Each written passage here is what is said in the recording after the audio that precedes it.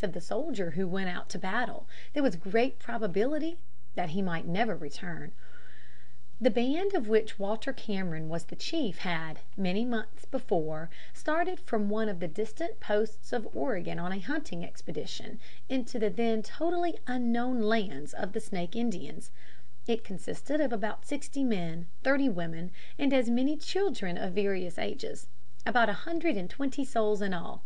Many of the boys were capable of using the gun and setting a beaver trap. The men were a most motley set. There were Canadians, half-breeds, Iroquois, and Scotchmen. Most of the women had Indian blood in their veins, and a few were pure Indians. The equipment of this strange band consisted of upwards of 200 beaver traps, which are similar to our rat traps, with this difference, that they have 2 springs and no teeth, 70 guns, a few articles for trade with the Indians, and a large supply of powder and ball. The whole, men, women, children, goods, and chattels, being carried on the backs of nearly 400 horses. Many of these horses at starting were not laden, being designed for the transport of furs that were to be taken in the course of the season. For food, this adventurous party depended entirely on their guns, and during the march hunters were kept constantly out ahead. As a matter of course, their living was precarious. Sometimes their kettles were overflowing. At others they scarce refrained from eating their horses. But during the months they had already spent in the wilderness, good living had been the rule, starvation the exception. They had already collected a large quantity of beaver skins, which at the time were among the most valuable in the market, although they are now scarcely saleable. Having shot 2 wild horses, 7 elks, 6 small deer, and 4 big horned sheep the day before they met Dick Varley, the camp kettles were full and the people consequently happy. "Now, Master Dick Varley," said Cameron, touching the young hunter on the shoulder as he stood ready equipped by one of the camp fires, "I'm at your service. The people won't need any more looking after to night. I'll divide my men. 30 shall go after this rascally band of pagans, for such I believe they are, and 30 shall remain to guard the camp. Are you ready?" "Ready? Ay, this hour past." "Mount then, lad. The men have already been told off and are mustering down yonder where the deer gave you such a licking." Dick needed no second bidding. He vaulted on Charlie's back, and along with their commander joined the men, who were 30 as fine, hearty, reckless-looking fellows as one could desire for a forlorn hope. They were chatting and laughing while they examined their guns and saddle girths. Their horses were sorry-looking animals compared with the magnificent creature that Dick bestrode, but they were hardy, nevertheless, and well fitted for their peculiar work. "My, what a blazer!" exclaimed a trapper as Dick rode up. "Where'd you get him?" inquired a half-breed. "I caught him," answered Dick. "Bah!" cried the first speaker. Dick took no notice of this last remark. "No, did you though?" he asked again. "I did," answered Dick quietly. "I creased him in the prairie. You can see the mark on his neck if you look." The men began to feel that the young hunter was perhaps a little beyond them at their own trade, and regarded him with increased respect. "Look sharp now, lads," said Cameron impatiently to several members of the band. "Night will be on us ere long." "Who sold you the bear claw collar?"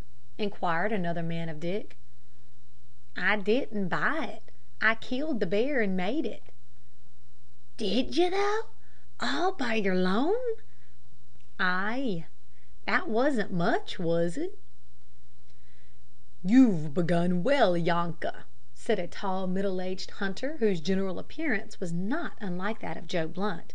"Jest keep clear o' the Injuns and the grog battle, and ye've a glorious life before ye." At this point the conversation was interrupted by the order being given to move on, which was obeyed in silence, and the cavalcade, descending the valley, entered one of the gorges in the mountain. For the first half mile Cameron rode a little ahead of his men, then turned to speak to one of them, and for the first time observed Crusoe trotting close beside his master's horse. "Ah, Master Dick," he exclaimed with a troubled expression, "that won't do. It would never do to take a dog on an expedition like this." "Why not?" asked Dick. "The pup's quiet and peaceful." "I doubt it not. But he will betray our presence to the Indians, which might be inconvenient." "I've travelled more than 1,000 miles through prairie and forest, among game and among Injuns, and the pup never betrayed me yet," said Dick, with suppressed vehemence. "He has saved my life more than once, though." "You seem to have perfect confidence in your dog. But as this is a serious matter, you must not expect me to share in it without proof of his trustworthiness." "The pup may be useful to us. How would you like to have it proved?" inquired Dick. "Any way you like." "You forgot your belt at starting, I think I heard ye say." "Yes, I did," replied the trader, smiling. Dick immediately took hold of Cameron's coat and bade Crusoe to smell it, which the dog did very carefully. Then he showed him his own belt, and said, "Go back to the camp and fetch it, pup." Crusoe was off in a minute, and in less than 20 minutes returned with Cameron's belt in his mouth. "Well, I'll trust him," said Cameron, patting Crusoe's head. "Forward, lads!" And away they went at a brisk trot along the bottom of a beautiful valley, on each side of which the mountains towered in dark masses. Soon the moon rose and afforded light sufficient to enable them to travel all night in the track of the Indian hunter who said he had seen the pagans, and who was constituted guide to the party.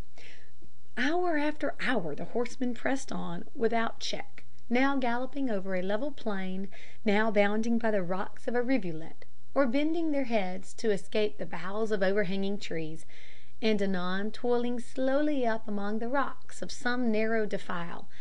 At last the moon set, and the order was given to halt in a little plain where there was wood and water. The horses were picketed, a fire kindled, a mouthful of dried meat hastily eaten. The watch was set, and then each man scraped away the snow, spread some branches on the ground, and wrapping himself in his blanket, went to sleep with his feet presented towards the fire. 2 hours were allowed for rest. Then they were awakened, and in a few minutes were off again by the grey light of dawn. In this way they travelled 2 nights and a day. At the end of that time they came suddenly on a small party of 9 Indians, who were seated on the ground with their snowshoes and blankets by their side. They had evidently been taken by surprise, but they made no attempt to escape, knowing that it was useless. Each sat still with his bow and arrows between his legs on the ground, ready for instant use.